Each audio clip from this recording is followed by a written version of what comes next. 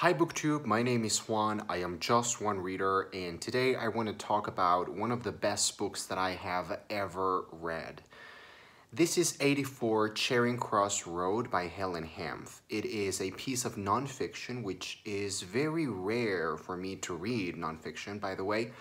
And Helen Hanff herself is an author that I have tried and really loved in the past. She has written many books on nonfiction, and one of them was my favorite book of, was it last year? I think it was last year, or maybe the year before that. Anyway, that book was about New York. It was Apple of My Eye. That's the title of the book, and it was about New York City, and it was the best book that I read that year, and it's one of my favorite books of all time. And I really fell in love, not just with New York City. I already was in love with New York City, but I really fell in love with her, with Helen Hanff herself, her voice, her presence, through her writing, her persona, her tone, her flair.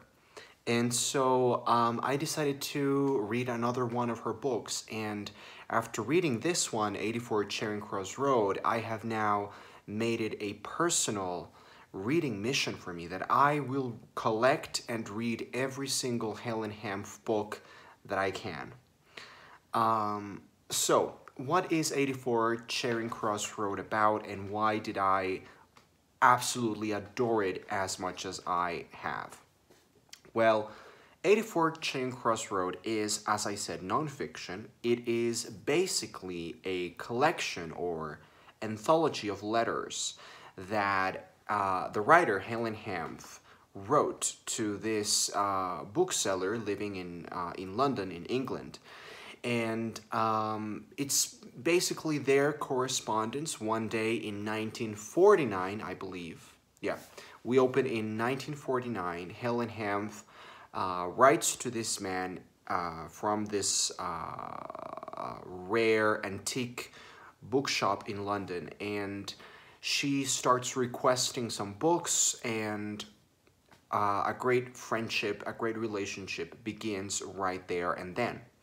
And from that moment on, they start writing to one another, and it's a weird friendship and a weird relationship that spans for, I think, 20 years. Yeah, I think 20 years worth of correspondence. 1949 to 1969. So in those 20 years, we follow these characters as they write to one another. And that's pretty much it. Now, why is this book so freaking amazing? Well, there's many elements about this book that you can really, really enjoy. One of them is the notion of time and how we are following this. I said characters before, but I don't mean characters because they are real people. We follow these real human life breathing people for 20 years, and this book, by the way, is very short. It is less than 100 pages, so there's not a lot of material in here.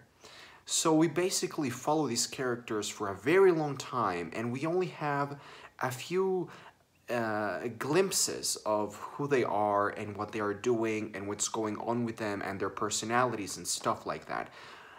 So it feels like we are getting this these cuts of their lives and of who they are, and through those cuts, it's like when you're looking through a microscope, and from that sample, from that very small sample, you can sort of imagine the rest, and you start filling in the gaps, and that is part of why this book was so enjoyable for me. Now, another reason why this book is so freaking incredible is because it's about books. It's about, well, it's not only about books. It does center around books because it is the correspondence between a writer and a reader who is requesting books from a bookseller. But it becomes, yes, about books and about the pleasure of books, but much more than just that.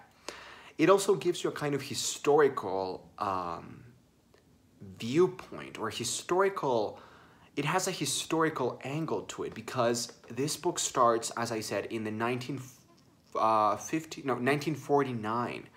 So the way that people approached book selling, book buying, book construction, the whole book industry was, of course, incredibly different from what we know today, from what we experience today. I mean, it's just, I was just constantly thinking, if Helen Hanff were alive today, what would she think? What would she make of such a thing as Amazon, or, you know, Kindles, or this modern ways of reading and buying books and selling books and consuming books, even though that is not a term that I really appreciate or value. But yeah, this whole consumerism um, aspect of book buying and book selling today.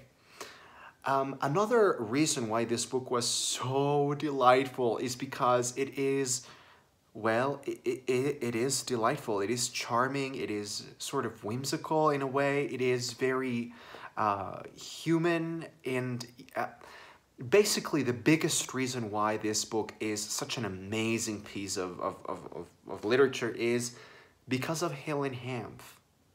Helen Hanff is the best. She is a combination of, this is the best way that I can put it, that this is the best way in which my mind can work this out.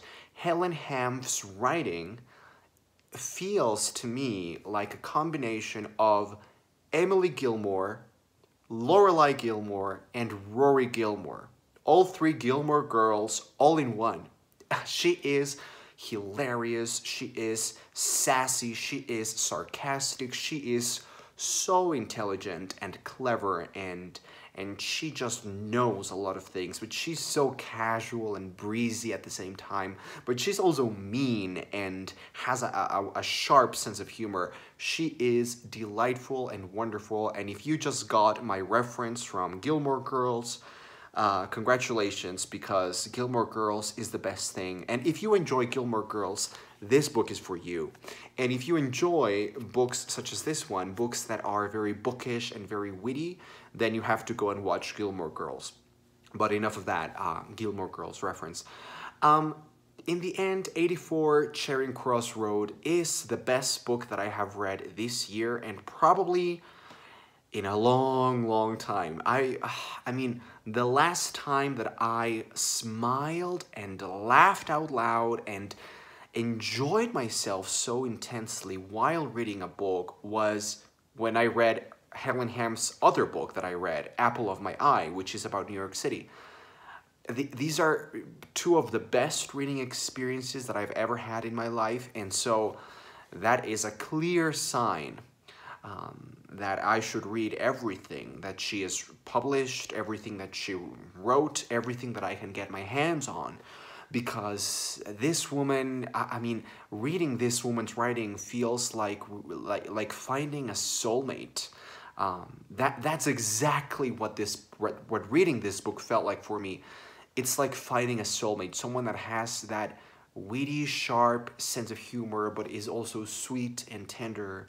And this book gave me hope for humanity, and it made me want to read more, and it made me a better person. So if you have not read 84 Charing Cross Road, I don't care what kind of reader you are, I don't care what kind of big literature you enjoy, this is a book for everybody. If you do not like this book, I would be slightly concerned if I were you. I would be very concerned if I were you. So this, of course, is the best book that I've read so far this year. I will be really shocked if another book that I read in 2019 manages to knock this one out and put it in the second position, because this book feels pretty much like the clear winner of 2019 for me. This is delightful and also so heartbreaking in the end. I mean, the way that this book ends, because of course it's a friendship that comes to a close,